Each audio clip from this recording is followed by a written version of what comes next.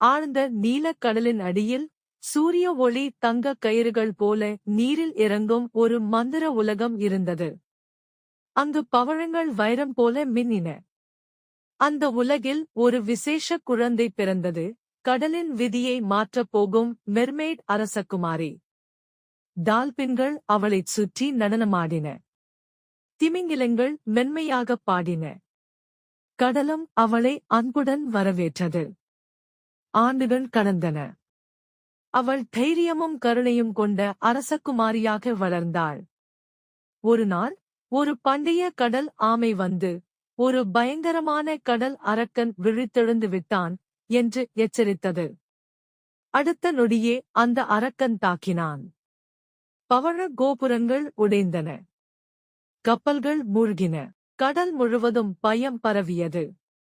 ஆனால் அரசகுமாரி ஓடவில்லை. அவள் மக்களை காப்பாற்றினாள். அரக்கனை வெல்ல அவள் தடை செய்யப்பட்ட ஆழ்கடலுக்குச் சென்று ஒளிரும் இதய முத்தை கண்டுபிடித்தாள். அதன் சக்தியால் அவள் அரக்கனை தோற்கடித்தாள். இருள் அழிந்தது. அமைதி திரும்பியது. கடல் மீண்டும் உயிர் பெற்றது. அரசகுமாரி 7 கடல்களின் அரசி ஆகஸ்டு முடிசூட்டப்பட்டாள். அவள்